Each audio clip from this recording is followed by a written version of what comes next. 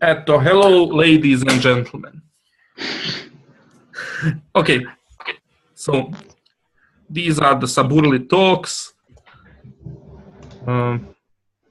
Here are some goals of these talks. We hope to set the standards for our company at the company-wide level for the code quality. We hope to normalize code quality knowledge because all of us come from different backgrounds, have different opinions about life and stuff like that. So basically our knowledge about code quality is not equal, and we hope to like bring it to some level, or maybe some of you have a greater knowledge than that, but we need to achieve a minimum. The goal is like to record these so we can educate new arrivals about the code quality standards in our company. And the goal is to make code reviews easier in a sense that you like don't need to argue about you just send a link or something like that, and then the point is settled. Okay, so I will be using the Code Complete second edition book as a guide for these talks. So this is not my wisdom, like it's from a book. I was hoping to add some things from my experience if these things are different than what's written in the book. Basically, I recommend this book to everybody. I think it's a most important book for the professional software developer, and I agree with almost everything in that book. So like these like moments of my own personal experience will be very rare. So basically the author there, he described making software as these couple of doing these couple of activities, not couple, like a dozen maybe. So you have to define a problem first, then you have to develop requirements, so like the state the problem in some formal way or unambiguous way. You have to plan the construction of software, do the software architecture high-level design, do the detailed design, do the actual coding and debugging, and that's unavoidable, it's a must. You should do unit testing, then integration testing, then integrate the whole system, then test the system, and then like after your customer calls you like 2 years after you actually finished working on product and says that something doesn't work, you have to do the corrective maintenance. And usually, as you know, they don't want to pay for it. Everybody hates paying for it, and like it's an important step. So the software development methodologies differ in this like in doing these activities, in the sense of that some methodologies put more accent on some activities, and some other like they lump them together or just ignore them. But basically, these are things that you do when you are making software. Not all are mandatory. Some of them are optional, as you know probably from your experience. Okay, so in the center of this whole thing is something that we call programming. So basically, problem definition and requirements development is not programming. Those are the things that are outside of the scope of programming.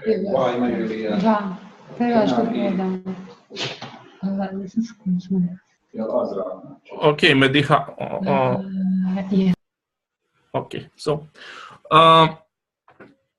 requirements development, software architecture, system testing, maintenance, they are outside like of what we call programming. Those are things that are also necessary and good things to do.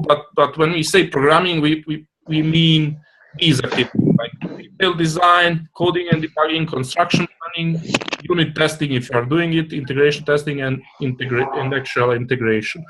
Those are things called programming. When people say programming, these are the things that they mean. coding and debugging is totally unavoidable. I mean, you can, if you work for a bad company that has no clue about software engineering and stuff, then probably most of these activities will be ignored or will be rushed or something like that. But you cannot avoid actual coding and debugging. Without it, there's no software. Like, you are not making software. I mean, without some of the other things, the software may not like be used or hit the spot or something. But if you don't do coding and debugging, then there is no software basically. Code quality is important because since the coding and debugging is essential activity for programming, if you do it right, then your life will be easier, because like you, even if the other things are rushed or not very well done, at least you'll have a maintainable software that you can change easily, and generally you'll have a better time like dealing with it. So like code quality is an important thing. When we talk about design, like there are two levels. One is a higher level system design. Okay, can someone like who is like doing this noise? Can you all mute yourself, please? Mediha, your okay, that's bad. Okay, so the process of design. When we say design in Bosnian language, we usually mean like visual design of the UI, but that's just like a part of the concept of design. Basically, you design everything. Every software developer is a designer in some sense, that he designs actual software system, then he designs like subsystems, decomposes the system into subsystems, then designs the classes in the subsystem or the packages, then designs like methods that go into class, designs a class, and then at the end you have to pay attention for designing a routine, like a function. So that's the lowest level of design. In the book, author like goes from the top down, but I think there is more value since like most of us, all of us, are writing some code, but not all of us design whole system. Like even Nina, who is a designer, like visual designer, sorry, UX designer, UI designer, she writes some code, but she never like designs whole software system and packages and stuff like that. So I thought that there's a bigger value in going from the bottom up. So we'll talk about routine design first. Okay, these are great, like great numbering, 1, 2, 3, 3, 3. That's a mistake. Like there should be like 1, 2, 3, 4, 5, but it doesn't matter. Internal. Thanks, Nina. Internal routine design is what we will talk about. And okay, so each of these topics, one talk will just focus on small details. Like, so we'll talk about internal routine design for a couple of talks, not just one.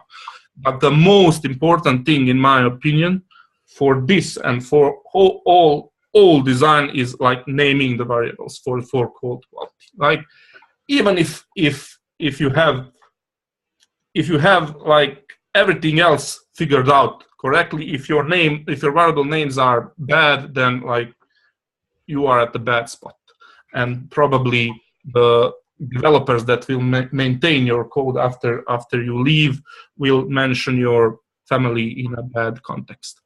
But if you get this right, even if you didn't design other things well, at least the developer that comes after you, or you after a few months, if you take a break from working on project, you will have better time understanding the software. So the easiest way to name a variable correctly is just to state what it does, what it means in a business logic sense. So here's an example, like number of people on the US Olympic team. That's really good variable name. It's clear, it tells you what it does. It doesn't bother you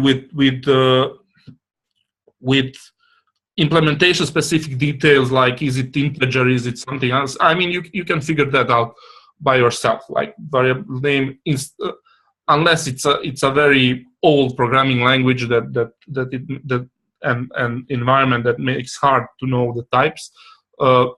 This is this is a good rule of thumb on how to name variables. So feel free to use it every time. Like if you don't know, if you cannot name it correctly, then that's a sign maybe that your understanding of a problem is not very clear. So basically, if you don't know how to name a variable, you don't understand what you're doing, and maybe you should like go a step back and try to think about what you are doing. We'll talk about ways of designing a routine later on that business level later in some other talk.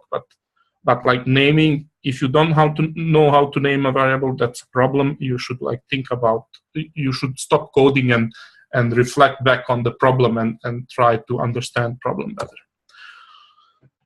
So basically, I already said this, good name tends to express the what more than the how. So basically, you should always focus on the business logic when naming variables. Almost never should the variable talk about how something is done or the technical way of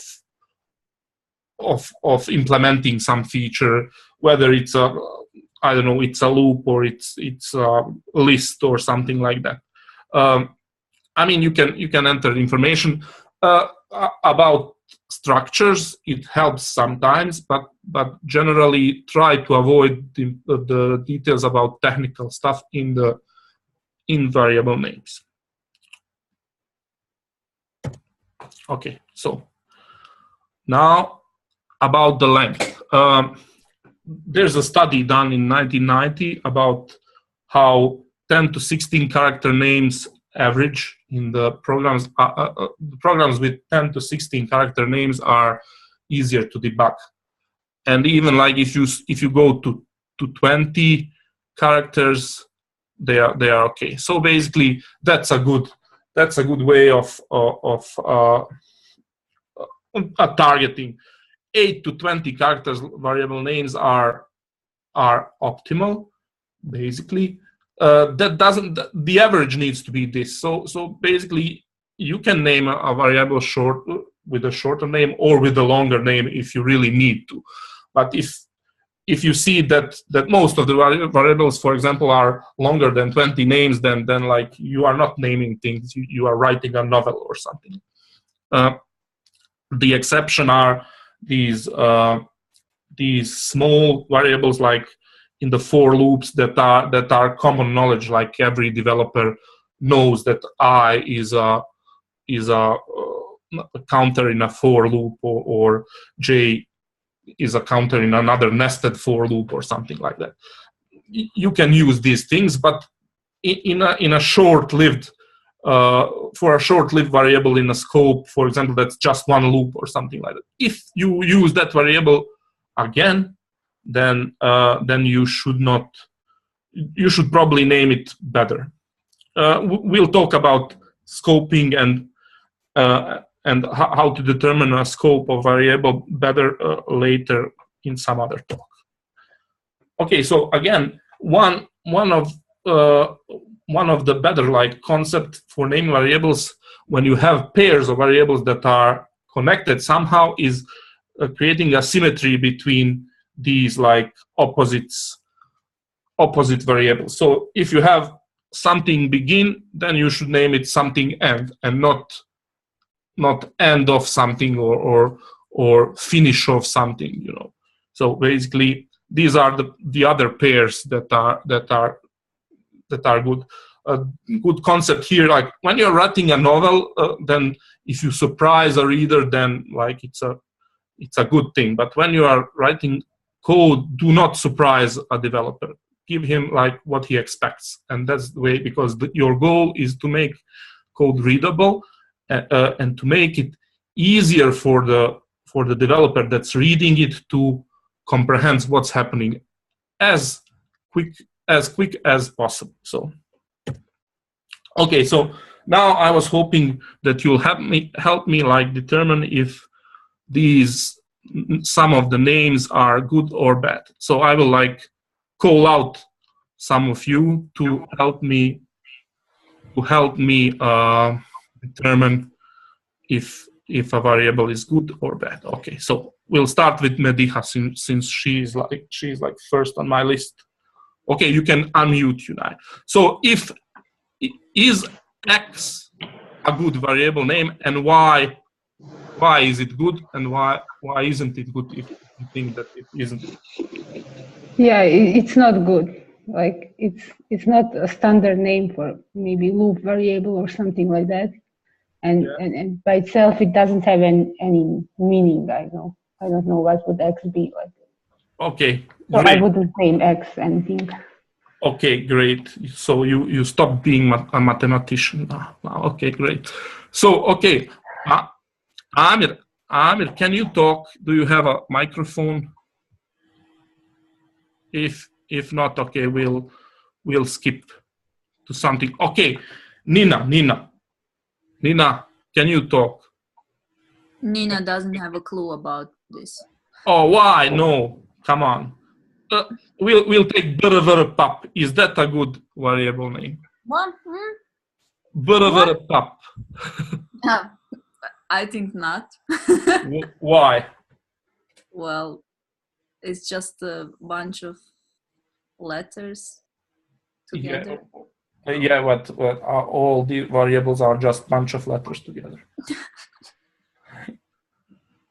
Okay, so you don't think it's a good... Okay, since you are not technically a developer, I will help you. Okay, so Pap, like it's too short. It doesn't convey any meaning. Actually, this is an example that I encountered in my when I was working, and it was pretty intimidating because I had no idea what it does, and it was pretty important. So it's abbreviated, and like if you don't know all the history of making things, you cannot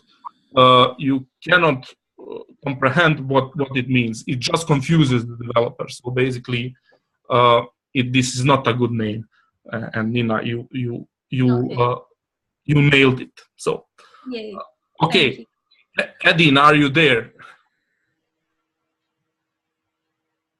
Edine. Oh. I'm just about to leave. Okay. So you can tell us if like record is a good name.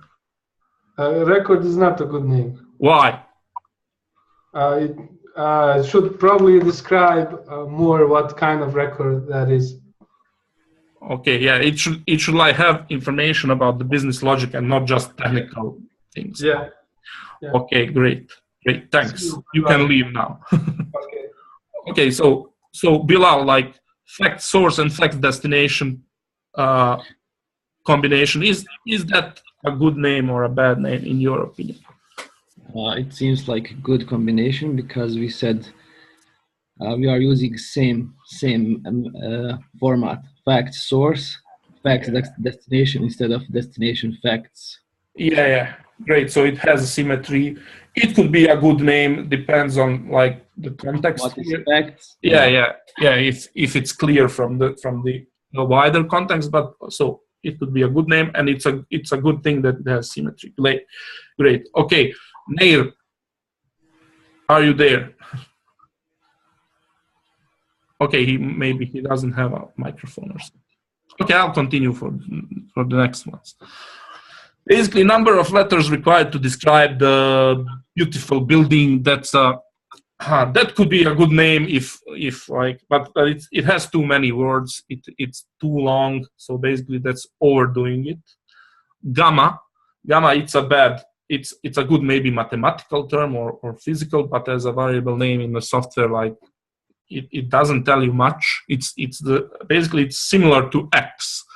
it has just more letters. So it's even worse. It doesn't give you brevity, but it doesn't give you any information, except maybe if you are making some like physical software, and then the physicists are reading it, and then they know what gamma is. But usually if the professional software developers are reading it, they are not physicists. Even if the project has something to do with physics, they have no idea, because they know, then they don't know anything else. Okay, so or mathematics or something like that. Treat point as centers, that could be a good name. It tells you it's probably a Boolean. It tells you if the points should be treated as centers or as something else. It's not too long, not too large. Okay, flag by itself, it's too technical. It doesn't tell you what's good and what's bad. Okay, I mean, it conveys some information that it's probably a Boolean or a collection of Booleans, but it's not a good name. Num seats in stadium, like, this is a good name, because even if like num is abbreviated to get the shortness, everybody knows what num is, almost everybody. So it doesn't like it shortens things, like makes it more readable, and but it doesn't take away from the meaning, so it's okay. So we have this like pair of average hair length and hair length average. The average hair length could be a good variable name, but if you're doing a report or something like where you have both average and maximum and minimum and stuff like that, it's a good thing to name it like the other one, hair length average. Like you combine, you group these variables and just add the aggregation function name at the end, so that you can easily spot the same the variables that were created from the same data source. So if you had like hair length, average hair length, maximum hair length, minimum, it would be much better to name it hair length AVG, hair length max, hair length min, than average hair length, maximum hair length, because after a while you just see average, maximum, but you don't know what data is. So basically, and printer status could be a good name for the flag that's on the left side. So we are now like talking about printer status flag, if it's good, if it's bad, or something like that. So basically, okay, so now it's the time for questions and answers. If you have something to ask, feel free.